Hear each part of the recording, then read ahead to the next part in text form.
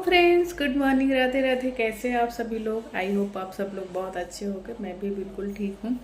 तो फ्रेंड्स, आज मैं एक ऐसी जानकारी लेके आई हूँ जो आप लोगों को किसी ने नहीं बताया होगा, ना तो ट्रेनिंग पीरियड पे, ना तो स्टाफ बनने के बाद।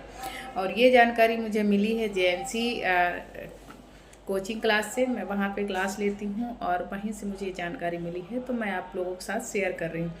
तो फ्रेंड्स, आज तक आप सभी लोगों ने सैंपल तो ज़रूर निकाला होगा, है ना, क्लिनिकल पीरियड पे या फिर स्टाफ बनने के बाद। तो ये हर कोई करता है। कई जगह सैम्पलिंग करने के लिए अलग स्टाफ होते हैं, लेकिन हमारे यहाँ वार्ड में कुछ जगह ऐसा होता है कि स्टाफ को ही सैम्पलिंग करनी पड़ती है। तो सैम्पलिंग करने का सबसे बड़ा और सबसे मोस्ट इम्पॉर्टेंट तरीका क्या है, कैसे हम सैम्पलिंग करते हैं। तो फ्रेंड्स, आप लोगों ने सभी ने ऐसी गलतियाँ की होगी, मैंने भी पहले की थी जब मुझे नहीं आइडिया था।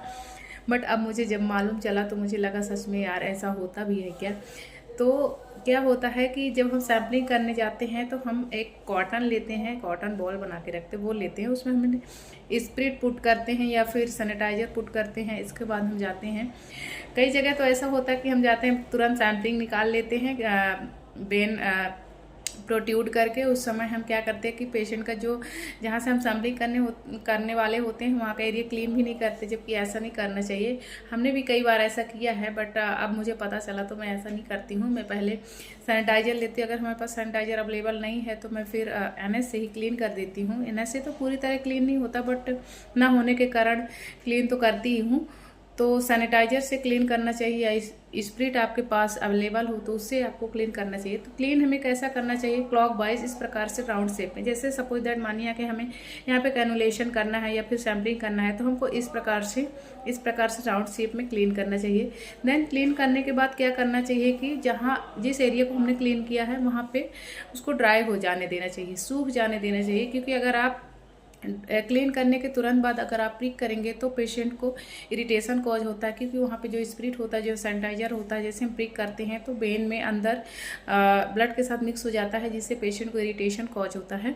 तो ये तो हो गई टेक्निक कि हम कैसे क्लीन करना है। फिर इसके बाद हमें सिरिंज को क्या करना है कि जैसे हम कैप आउट करते हैं तो उसको पहले पिस्टन को हमें अपनी तरफ खींचना है, इसके बाद पुश करना, ताकि उसमें जो भी एयर हो वो आउट हो जाए और हम आसानी से सैम्पलिंग कर सके। तो सैम्पलिंग करने के बाद ये मैंने क्लीन कर लिया। क्लीन करने के बाद हमें यहाँ पे जहाँ से हम सैम्पलिंग कर रहे हैं वहाँ पे हमें टर्निक्यूट बांधना होता है। अगर हमारे पास टर्निक्यूट अवेलेबल नहीं होता है तो हम वहाँ पे ग्लव्स का भी यूज कर लेते हैं, ठीक है। या फिर जो आईवी शीट होता है कई कई जगह वहाँ पे उसको भी यूज कर लेते हैं, ताकि वेन अच्छी तरह से प्रोट्यूड हो जाए, है ना।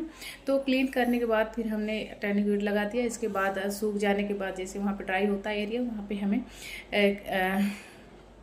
जो नीडल होती है उसे हमें प्रिक करना होता है। फ्रेंड्स, ये देखिए, ये हमारे पास है नीडल, ये हमारे पास बीटी नीडल है। इससे हम प्रिक नहीं करते हैं, बट हम आपको दिखाने के लिए बीटी नीडल का यूज़ कर रहे हैं। ये देखिए, जो शार्प एरिया होता है तो हमको इस प्रकार से, ठीक इस प्रकार से लेना है और इस प्रकार से हमें प्रिक करना है, ठीक है।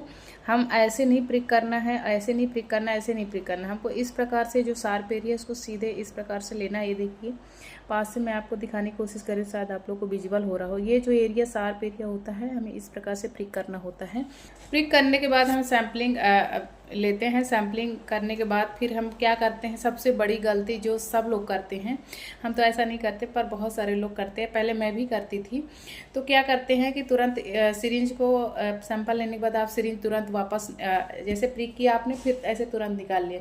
ऐसा नहीं करना। जैसे पेशेंट के हम फिस्ट को क्लोज करवाते हैं इस प्रकार से, तो उसको हमें पहले ओपन करवाना है। इसके बाद जो आप टर्निक्यूट बांध रखे हैं उसको हमें रिलीज करना है, खोल देना है। देन इसके बाद क्या करना है कि यहाँ पे हमें कॉटन को पुट करना है और आप अपनी सिरिंज को आउट कर सकते हैं, और नीडल होती है उसको आउट कर सकते हैं। इसके बाद क्या करना है कि वहाँ पे कॉटन को पुट करवा के हमें तुरंत ऐसे फोल्ड नहीं करवाना है। कई बार आपने देखा होगा सैम्पलिंग लेने के बाद तुरंत हम ऐसे फोल्ड करवा देते हैं, सबसे बहुत बड़ा गलत तरीका है। ऐसा बिल्कुल नहीं करना है। आप यहाँ पे सैम्पलिंग आउट करने के बाद जो नीडल आउट करते हैं तो वहाँ पे तुरंत ऐसे कॉटन पुट करके, और वहाँ पे आप क्या करते हैं, जो आप बेड कॉटन लिए होते हैं जिसे हम क्लीन करते हैं उसी को हम पुट कर देते हैं, फिर से इरिटेशन कॉज होता है। तो ऐसा नहीं करना। आपको निकालने के बाद आप जो वहाँ पे कॉटन पुट कर रहे हैं प्रेशराइज करने के लिए वेन को, तो वहाँ पे हमें ड्राई कॉटन यूज़ करना है। इसके बाद हमें ऐसे 1 से 2 मिनट प्रेस करके रखना है, इजीली ब्लड आना बाहर बंद हो जाता है। देन इसके बाद 1 से 2 मिनट के बाद आप फोल्ड करवा सकते हैं, पर तुरंत नहीं करवाना है।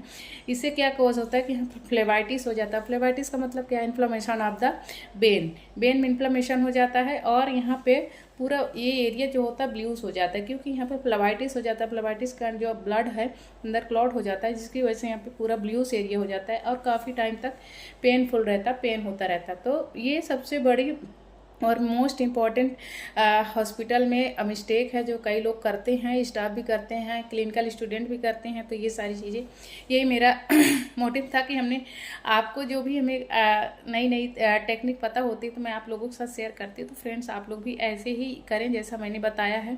जो गलत तरीका है उसे यूज़ ना करें, उससे पेशेंट को इरिटेशन होता है और उन्हें ज़्यादा दिन तक पेन होता है, जिसके कारण वो आप लोग को भी बाद में गुस्सा करते हैं कि उसने ऐसा कर दिया, उस स्टाफ ने ऐसा कर दिया। तो ऐसा ना करें, आप सही तरीके से काम करें, पेशेंट को भी हेल्पफुल हो और आपको भी। तो ऐसी ही न्यू टेक्निक, न्यू जानकारियों के साथ हम मिलते रहेंगे। आप लोगों के साथ बने रहिए हमारे साथ और देखते रहिए हमारे वीडियो को। मिलते हैं नेक्स्ट वीडियो में, तब तक के लिए thank you so much, bye bye.